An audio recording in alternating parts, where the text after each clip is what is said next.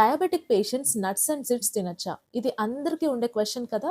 దీనికి ఆన్సర్ చెప్తున్నాను. అందరికీ షేర్ చేయండి. తప్పకుండా మన ఛానల్‌ని ఫాలో అవ్వండి. Hi, this is doctor Rasagna, homoeopathic physician. Diabetic patients nuts and seeds తినాలి, తినొచ్చు. దానికి నేను మీకు 3 రీజన్స్ చెప్తా. అందులో నెంబర్ 1, దీంట్లో సాల్యుబుల్ ఫైబర్ ఎక్కువగా ఉంటుంది. దానివల్ల మీకు గ్లైసెమిక్ ఇండెక్స్ అనేది మెయింటైన్ అవుతుంది, తగ్గుతుంది.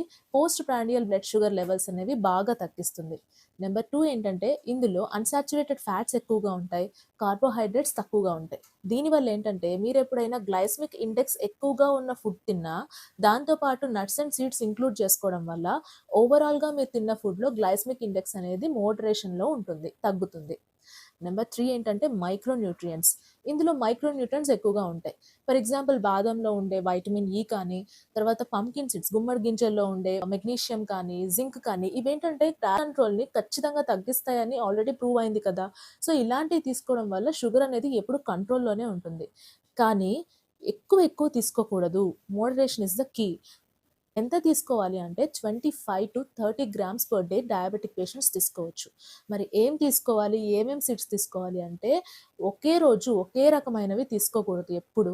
Variation is also the key. అంటే అన్ని రకాలు కలుపుకొని 25-30 గ్రామ్స్ అనేది తీసుకోవాలి. దీంతో పాటు ఇలా తీసుకోవడంతో పాటు మీరు ఎప్పుడు షుగర్ లెవెల్స్ని మానిటర్ చేసుకుంటూ ఉండాలి జాగ్రత్తగా. సో అప్పుడు ఏ ఇష్యూ ఉండదు.